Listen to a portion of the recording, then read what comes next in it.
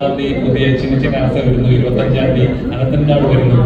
അപ്പം ഓരോ ഡിഫറെന്റ് കഥാപാത്രങ്ങൾ ആളുകൾക്ക് കൂടുതൽ എക്സ്പ്ലോർ ചെയ്യാനായിട്ട് കേൾച്ചാറിന് പറ്റുന്ന ഒരു ടൈം കൂടിയാണിത്. അപ്പം അനന്തൻകാടിലെ കഥാപാത്രങ്ങൾ ഇവര് പറഞ്ഞു, ചേട്ടന്റെ കഥാപാത്രം ഭയങ്കര ഇന്റൻസീവ് ആയിട്ടൊരു കഥാപാത്രമാണ്, ഇവരെ കാണാത്തൊരു കഥാപാത്രമായിരിക്കും. എങ്ങനെയുണ്ടായിരുന്നു അനന്തൻകാട് ശരിക്കും?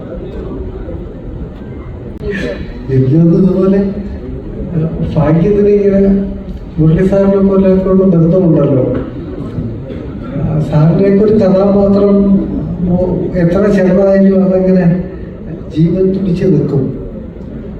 അപ്പോൾ പെട്ടെന്ന് കാണുമ്പോഴൊക്കെ അദ്ദേഹത്തിനോട് അഭിനയിക്കുകയും അദ്ദേഹത്തിൻ്റെ മറ്റു പടങ്ങളിലൊക്കെ ചെറിയ ക്യാരക്ടർ ചെയ്യുകയും ചെയ്തത് അതുപോലെ തന്നെ എല്ലാവരും കണ്ടിട്ട് പറഞ്ഞിട്ടുമുണ്ട്.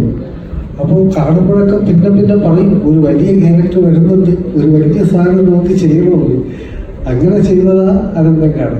അത് 2 വർഷത്തോളമായി. നമുക്ക് അത്രയും സമയമെടുത്ത് അത്രയും ദിവസം നിന്ന് ചെയ്തതിൻ്റെ ഒരു ഫലം പടത്തിലുണ്ടാവും.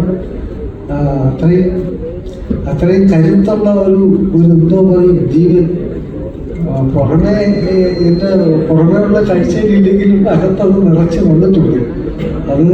അതൊരു ഭാഗ്യം പോലെ കരുതുന്നു. അതുപോലെ കറുപ്പും ഒക്കെ എങ്ങനെയോ വന്നു ഭവിക്കുന്നതാണ്. എനിക്ക് അതിൻ്റെ ഡയറക്ടറൊക്കെ വിളിക്കുമ്പോഴും മലയാളം വിട്ടു പോകാൻ തമിഴ് കൈകാര്യം ചെയ്യുന്നതിനൊരു പേടിയൊക്കെ ഉള്ളതെന്ന് ഒഴിഞ്ഞൊഴിഞ്ഞ് നിന്നതാണ്. പക്ഷെ ഒരു മലയാളി ക്യാരക്ടറാണ്.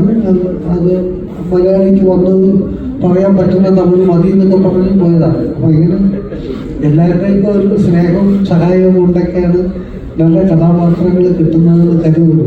അതിനുവേണ്ടി പ്രാർത്ഥിക്കണമുണ്ട്.